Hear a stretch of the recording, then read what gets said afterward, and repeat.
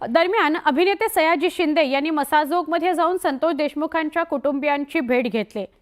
देशमुख कुटुंबाची काळजी होती म्हणून आज मी त्यांची भेट घेतली, त्यांचं सांत्वन केलं असं सयाजी शिंदे म्हणाले। तसंच न्यायाच्या गोष्टी होत राहतील आणि लवकरच होतील अशी अपेक्षा ठेवूया असंही सयाजी शिंदे म्हणाले।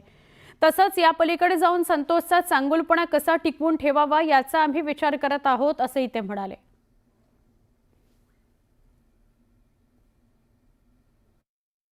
माणूस मरतो, परत तो रोज रोज मरतो। आपल्याकडे बाजूला बघितलं तर आपण एखादा माणूस मरतो, पण हा असा आत्मा आहे की तो रोज रोज मारला जातोय ना, तर तो रोज रोज जिवंत कसा राहील याचा विचार करायला पाहिजे आणि मात करून पुढे जायला पाहिजे। आणि जे काही झाले त्याला सोडण्यात काही अर्थ नाही, ते तर आपोआप होईलच आणि ते सुटलं जाणारच नाही।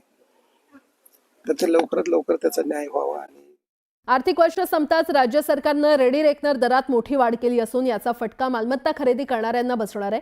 महानगरपालिका क्षेत्रात 5.95% एवढी वाढ करण्यात आलेली आहे, तर ग्रामीण भागात 3.36% वाढ करण्यात आली आहे। राज्य सरकारनं रेडी रेकनर दरात सरासरी 4% वाढ केली आहे। मुंबई वगळता अन्य महापालिका क्षेत्रात सरासरी 6% वाढ केलेली आहे, तर मुंबईत 3.39%, पुण्यामध्ये 4.16%, ठाण्यामध्ये 7.72% दरवाढ करण्यात आली आहे।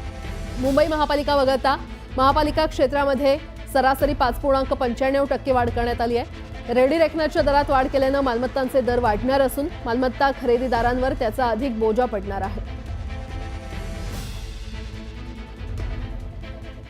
आजपासून नवीन आर्थिक वर्षात अनेक बदल होणार आहेत। केंद्रीय अर्थसंकल्पात केलेल्या अनेक घोषणा लागू होणार आहेत। यापैकी काही घोषणांचा थेट परिणाम सर्वसामान्यांच्या खिशावर होणार आहे। यामध्ये क्रेडिट कार्ड, बँक खाती, LPG गॅस आणि UPI व्यवहारांशी संबंधित नियमांमध्ये बदल करण्यात येणार आहेत। हे बदल आर्थिक व्यवहारांवर प्रभाव टाकू शकतात।